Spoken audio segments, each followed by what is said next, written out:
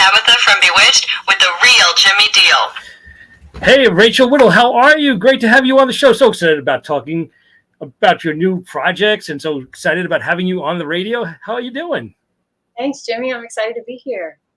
Awesome. So tell me, how's your summer going? I know you've been busy. Yeah, summer's been great. It's been hot down here in Louisiana, but we like the humidity down here, and it's been good. It's been good. It's kind of Awesome. been chill. We went on a little premiere tour for Protocol 7, but now I'm home and just getting back to the grind. Awesome. So tell us about Protocol 7.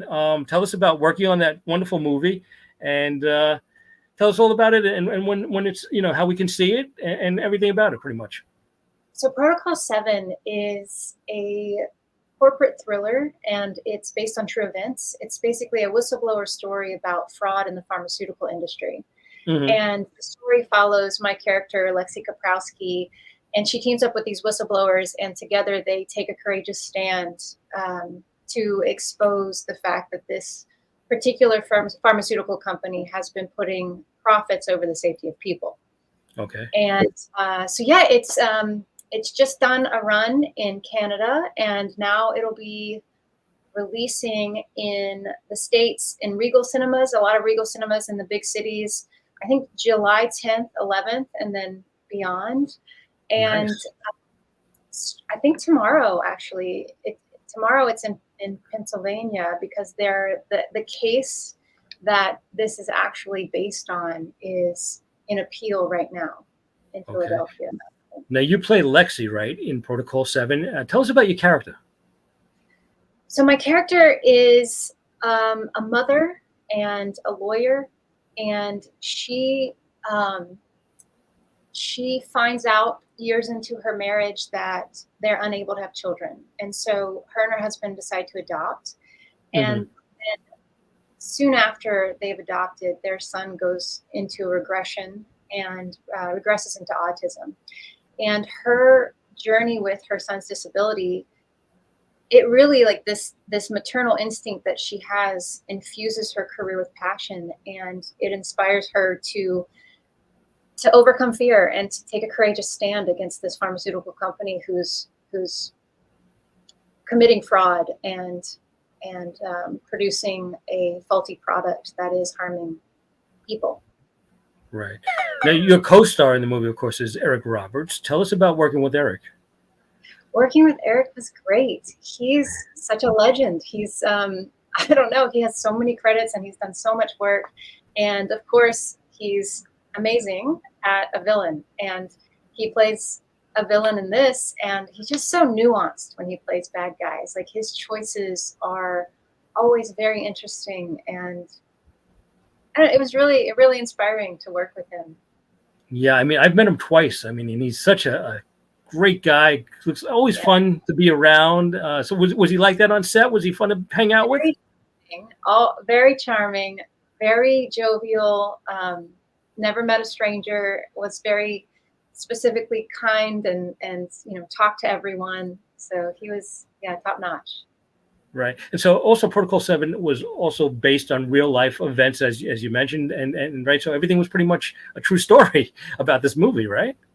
Yeah, it's based on a true story, and the director Andy Wakefield, his experience with this exact story, and a lot of the characters in the movie really exist. My character, though, specifically is basically a conglomeration of multiple people that he's worked with over the years. So multiple mothers that he's come in contact with. And so it's like sort of a conglomeration of all those lives and their stories. But one of the most inspiring parts of this journey for me has been meeting these people, meeting the real people, and then meeting the mothers who I had the honor of telling their story. Oh, wow.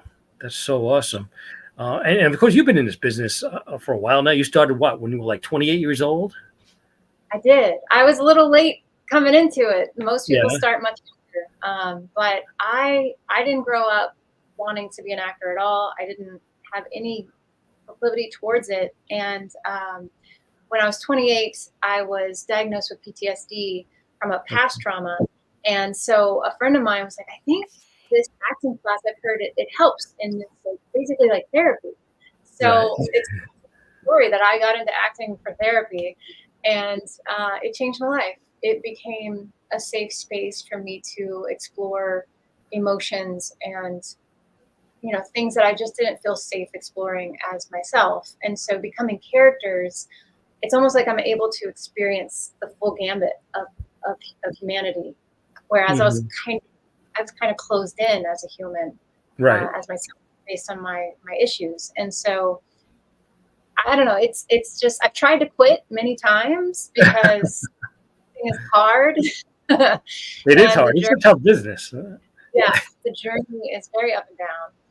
But I think that I've like the universe just keeps me in it because it it helps me to be more of a well-rounded human. It helps me to experience vulnerability, to be more open with people and with life. And I don't know, I I can't give it up. I can't quit. I keep trying, but I can't. I know you love this business, and I know when you first started, though, you said you were going to give yourself a certain amount of time, and then, you know, well, if it didn't work out, I'll try something else, right? Did you have a plan Yeah. B?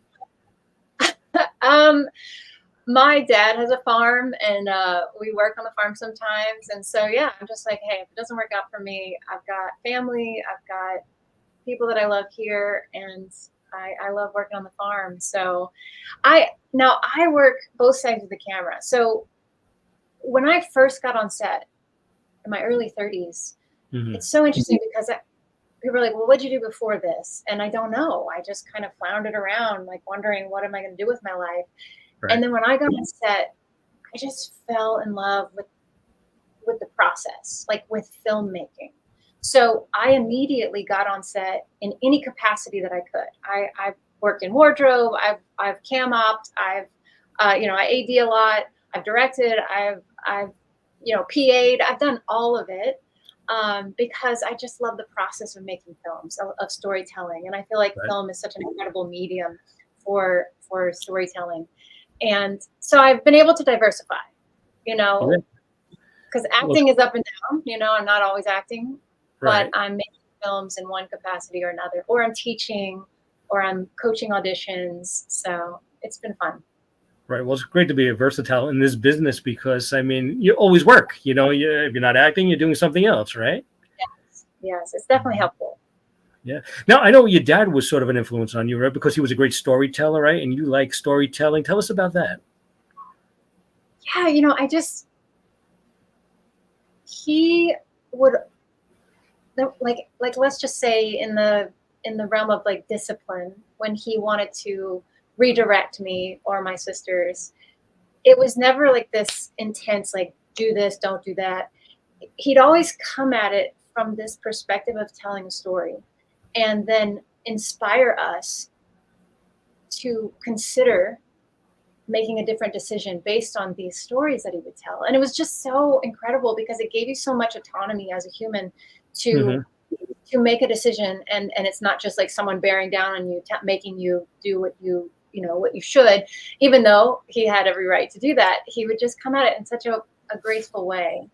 And Hmm. it really it gave us just this, I don't know, this better way of experiencing life and making good decisions. So I just it really infused in me the importance of storytelling and Hmm. how it can change someone's mind. Now, I guess your family was a big supporter of your career, I'm sure. Yeah, you know, it's such a hard road. In fact, when I first decided to be an actor, you know, my husband was like, okay, because it's very much out of left field for me. I was playing roller derby at the time. I was working, you know, I had a kid. I don't know. And I just was like, this is what I want to do. And contacted a friend of his in Hollywood and said, okay, what's, you know, what do we do here? And his friend said, look, you give it 10 years. You don't quit until you've gone 10 years, and then you can quit. If you don't make it, or, you know, get where you need to go in 10 years, you're allowed to quit after that. And so Right. it was really incredible because my husband was so supportive. My parents were so supportive because you know, 5 years in, I'm like, what am I doing? This is ridiculous. It's never going to happen. And my husband would be like, It hadn't been 10 years. So we keep going. And then my dad, I'd go to my dad and be like, I don't know, like, what am I doing with my life? This is ridiculous. You hear ghosts so much. You Right. get rejection a lot, or you hear not yet. And I would just go to him and say, I don't think this is working out. And he would say, you have to keep hitting the rock. So he's like, I think has a geology background and oil field, that kind of stuff. Now he's a farmer, but he's like, you never know when the next hit isn't going to break it open. And Right. if you quit on hit 99 and the person behind you comes up and hits, it's going to break open. You've missed that. And so he never let me quit in the rock. That's so awesome. Yeah. And tell us about your husband. I know he's in the business. You mentioned him. Tell us about what he does. And I know you guys work together sometimes. Yeah, we love working together. His name is Matt Whittle, and he's just a brilliant artist. And he grew up doing art, and he's been a hairstylist. So it's great because when we go on, to premieres or things, like he'll fix my hair for me. He cuts my hair. And so when I got into film, he was doing hair, but he's an artist. He wants to do art more than hair. And Right. Hair is an extension of art, but that's not what he was passionate about. And so I did these films and little projects here and there. And I was like, look, I think that this, you can do something here.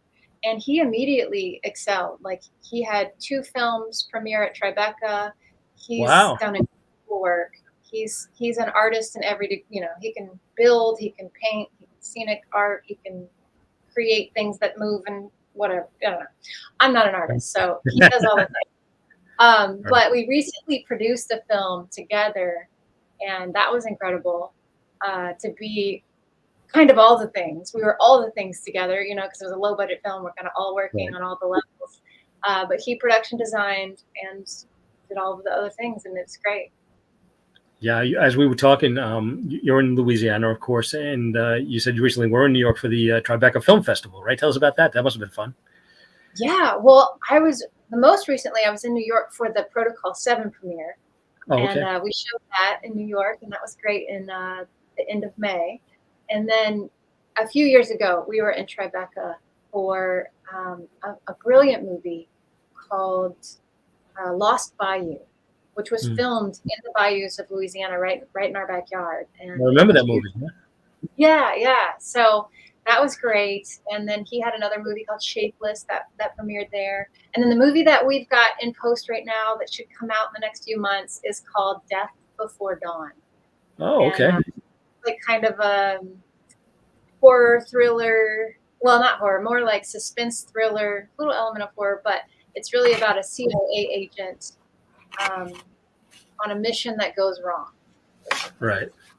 And I know you've worked in a couple. You like horror films, right? I mean, you worked in a couple of horror films already, right? Yeah, I'm not the hugest horror fan. I like horror comedy a lot. I really like horror comedy. I like comedy in general, but yeah, I'm kind of a scaredy cat. So I've always said I'll be in a horror because I'll live that reality, but I won't then watch it, which is silly.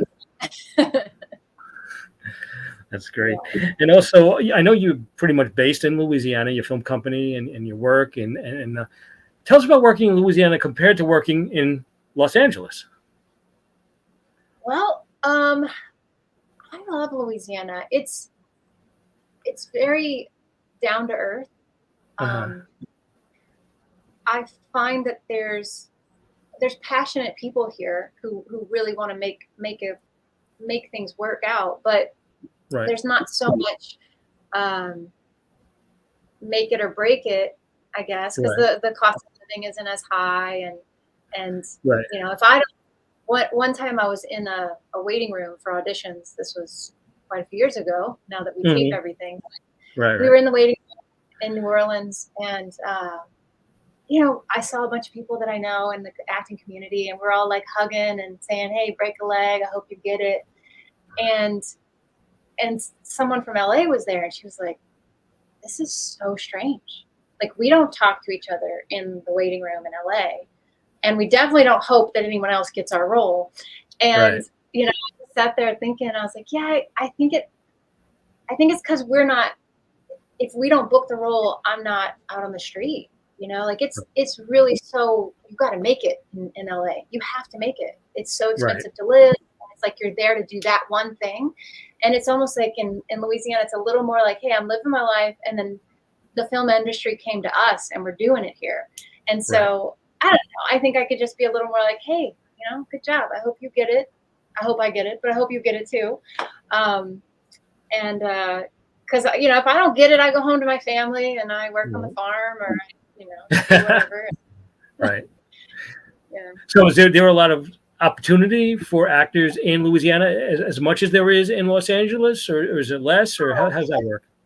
Sure, it's much less, but we've had like this up and down in Louisiana because the industry tends to want to follow tax breaks, and we had really great tax breaks in the early 2010 era, and then it went away, and then it came back. So it's a little bit up and down, but today with the ability to just get your own equipment and do your own thing, film is happening everywhere, and I love it. Yeah, you worked on so many great projects. One of the projects you worked on was The Purge, right, in 2018. Tell us about that. That was a television series. Tell us about that.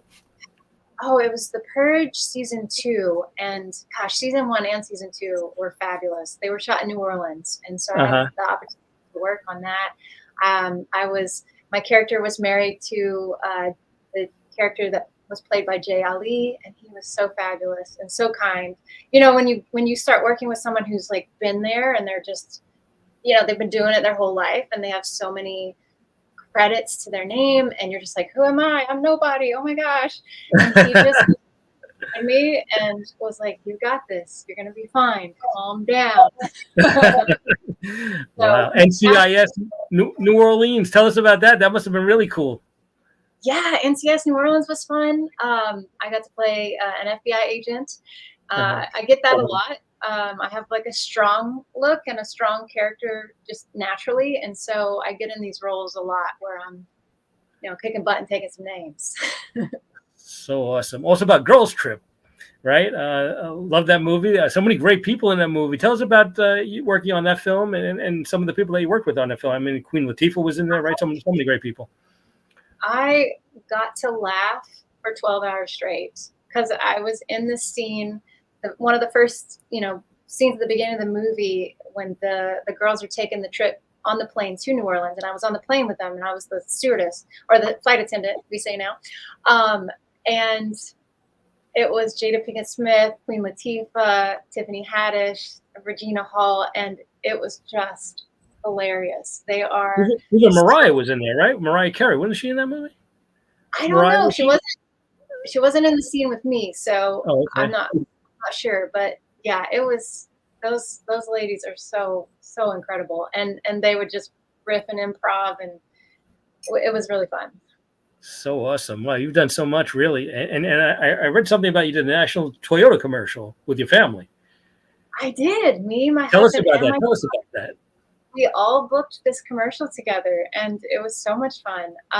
My daughter's an actor as well, so we've actually been able to do quite a few projects together. We've done 2 or 3 commercials, and then she was in this film that I recently produced, playing my angsty teenage daughter. So it was so unlike real life. Just kidding.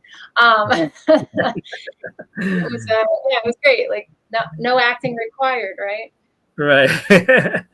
That's great. And what about the where you teach, right? Is the Actors Studio? Tell us about that. Where you teach acting and tell us about your students and what you do exactly. When I first started, I just realized I loved the process and I loved working with people. And so I started training. I train actors for auditions. We coach auditions. And then I do classes. And I do reel filming because I have, connection to crews here. So we pull together crews sometimes and help actors film reels. Right. And it's hard to keep things going when you're a working actor because you're in town and then you're not in town. But I have a great community here, and they're always just like, whenever you get back, we're in. So tell us about Jim Gleason, right? He's with the Actors Studio as well. Yeah, Jim Gleason is fabulous. He he was one of my favorite coaches when I first started out.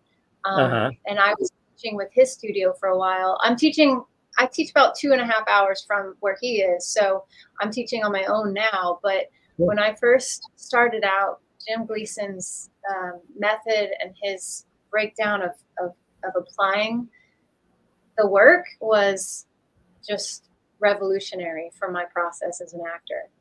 Yeah. So do you teach behind the camera as well as being an actor or actress? Yeah. So I'm so community based. Like I feel like the more the merrier at all times. And so if I'm working on a project and people want to learn, I encourage all my students too. I'm like, look, come come PA for a project. Come work on something. See how it works on the other side of the camera. Because I feel like the more you know, the better you are, and the easier it'll be to give them what they want if you understand what they're saying. Of course. Yeah. I mean, as I said, it's very good to be versatile in this business and know all the parts of the business. I mean, it gives you a lot more opportunity to get work, right? True. Yeah. And also, it's hard to get work sometimes, so it's up and down. And if you're able to get out there and pull together a crew and make something, if you're able to write, if you're able to anything, you pull together people, you go out and you make your own stuff, then you're just, excelling your career with work. Did you have any influences in becoming an actress, or even working behind the scenes as a director or producer? Like I said, when I first got into it, I think one of the first questions I asked was, do I need to know anything about anyone? Or, I wasn't a big cinephile back then. And they're like, no, it's just the study of human behavior. And I was like, okay, I'm in. But since then, I've fallen in love with the process. I think my biggest inspiration in just the love of filmmaking is Edgar Wright, because I love comedy, but his mode of comedy with just storytelling, visual storytelling and visual comedy, it's probably one of my favorites. Yeah. What do you think gives an actor longevity in this business?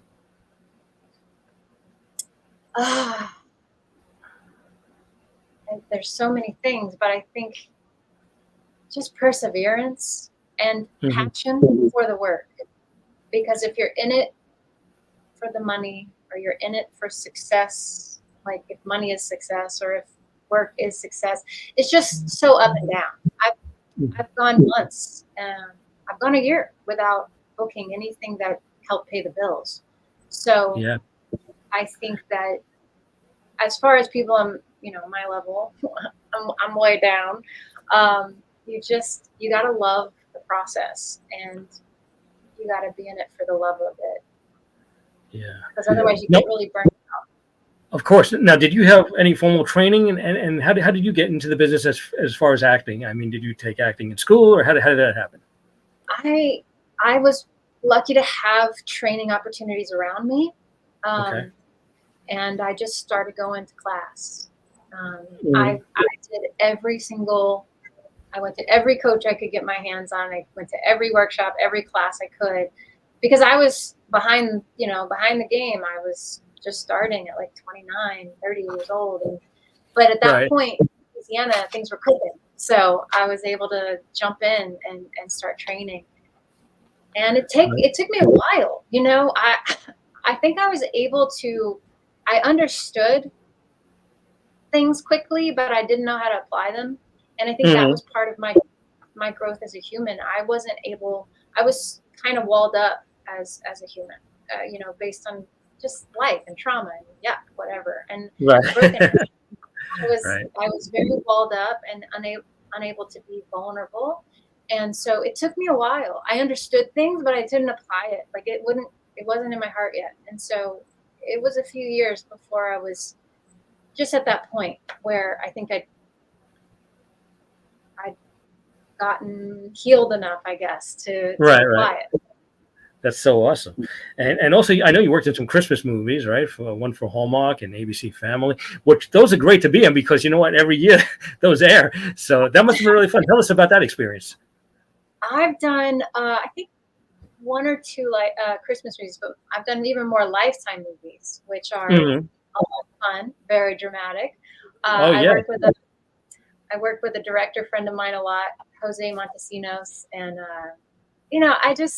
I love the process. So not every role, is you're sometimes like, I don't. This isn't my favorite story to tell, but it's always an incredible experience because of the people that you get to meet and the people that you get to work with. Yeah, I know my mom is a big fan of the Lifetime movies and the Hallmark movies and the ABC Family, especially around the holidays. I mean, I said, they get great airplay. I mean, and it's, here they have the Christmas con every year. I mean, so many people are into those Hallmark movies and all those family, Christmas movies.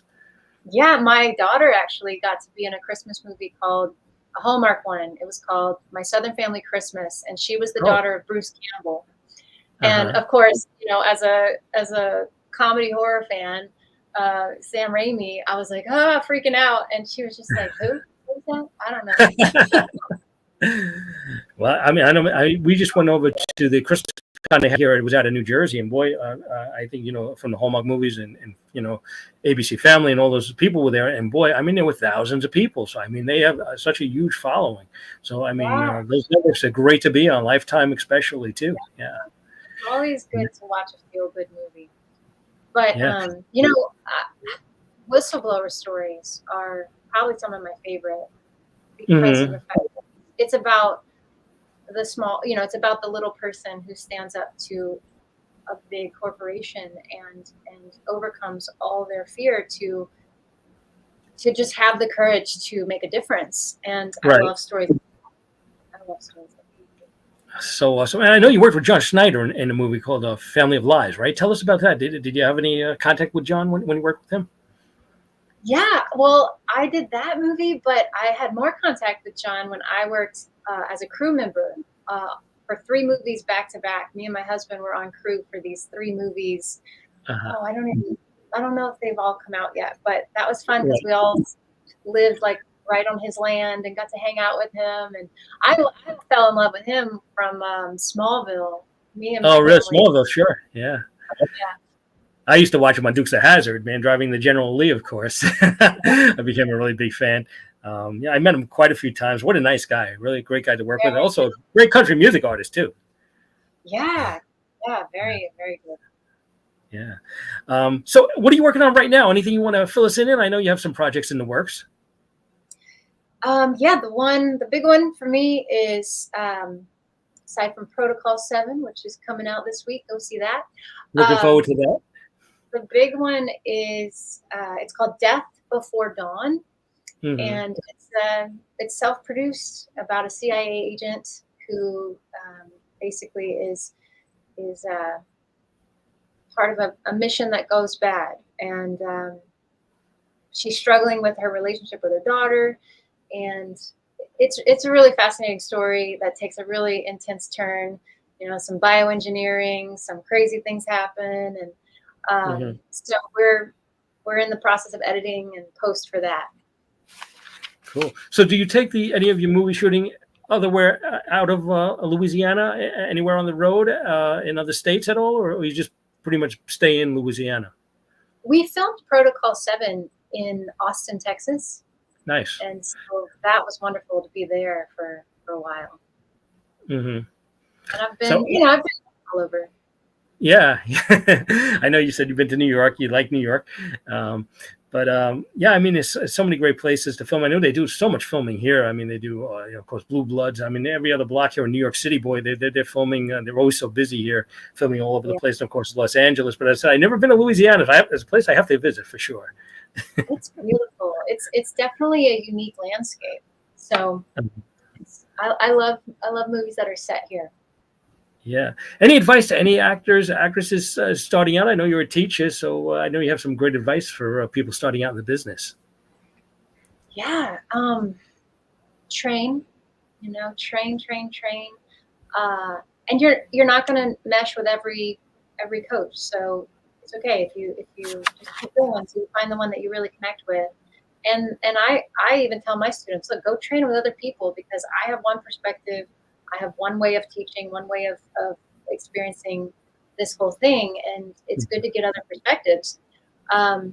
So train, and there's so much great information online now. You can hit me up anytime. I'm on Instagram, Rachel G. Whittle.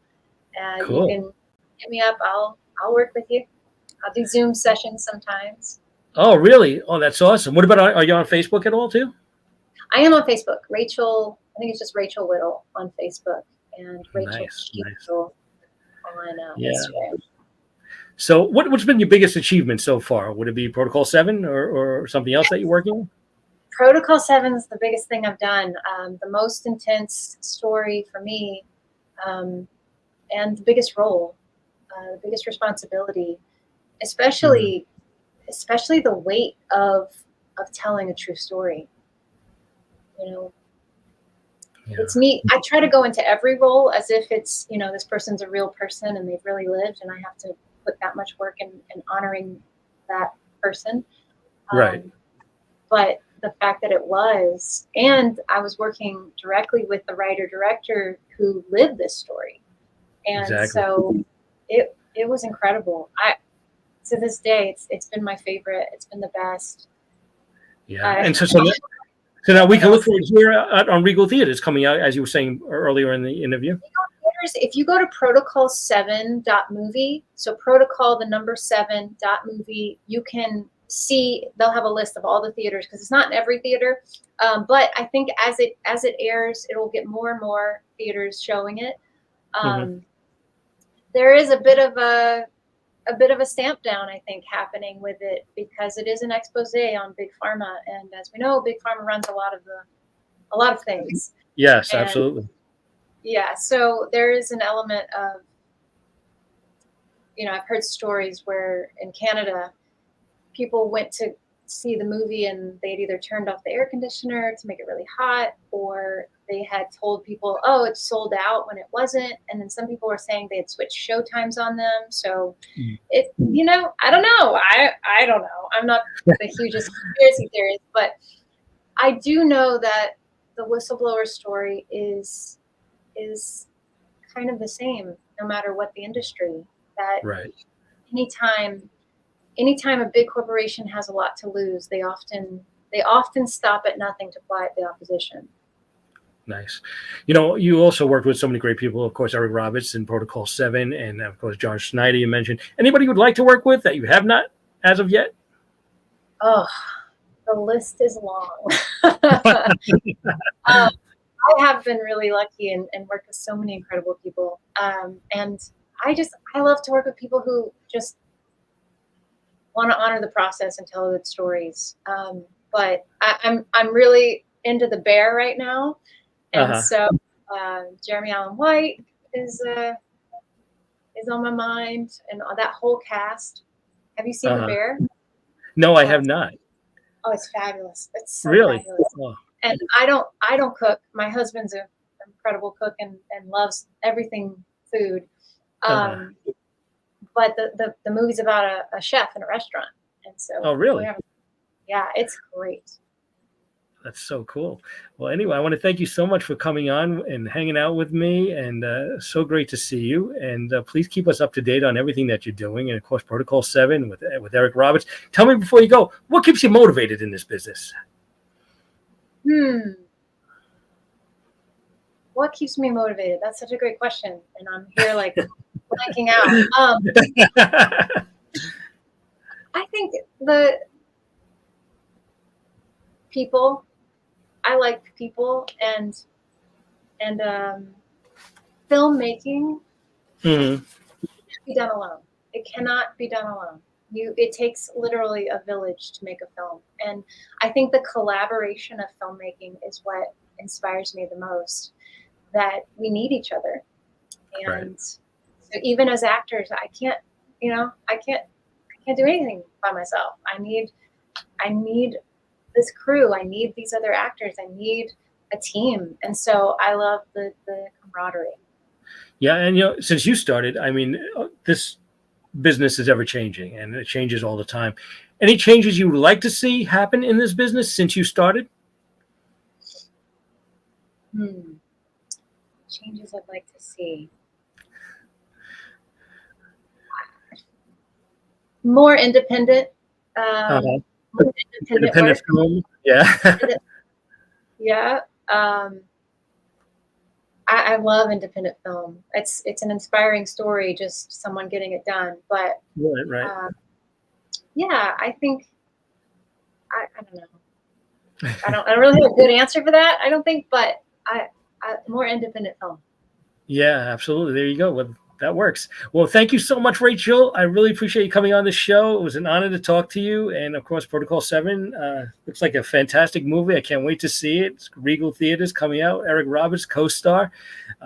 Anything else you want to, before we say goodbye, anything else you would like to mention about anything coming up in your career or your life that you want to give it a shout? No, Not really.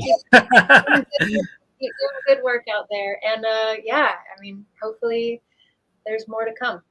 Absolutely. Well, hopefully we will see a lot more from you and your fantastic work, and good luck with everything. And looking forward to seeing Protocol 7.